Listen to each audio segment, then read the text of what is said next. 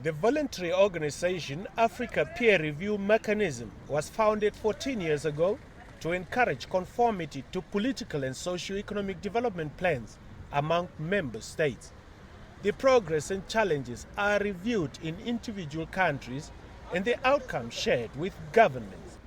President Hage Geingob says African nations face similar challenges and therefore it only makes sense that they emulate success models of each other. Therefore, review each other in earnest. Not that you can use that and so on. Sharing the experiences.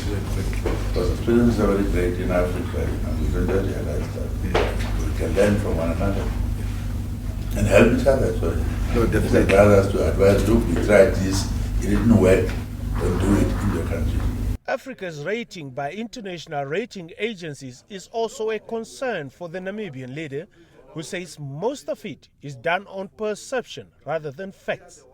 APRM's Chief Executive Officer is of the opinion that the only way to counter those reports is with evidence that the continent is indeed in conformity.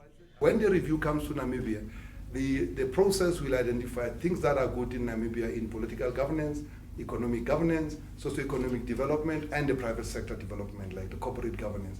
And then, so you'll identify the challenges and the good practice. Under the challenges, you'll do a plan of action.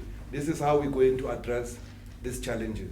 So then we, as a secretariat, will then come when we launch the report, like now the 5 reports, will then come and work with you to develop a roadmap for the implementation of your national plan of action. Namibia was advised to set up national structures to be headed by the International Relations Minister and liaise with the APRM Secretariat.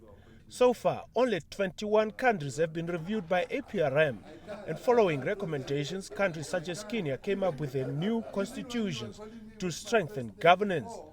The concern is, however, that the implementation of recommendations is solely at the discretion of individual governments.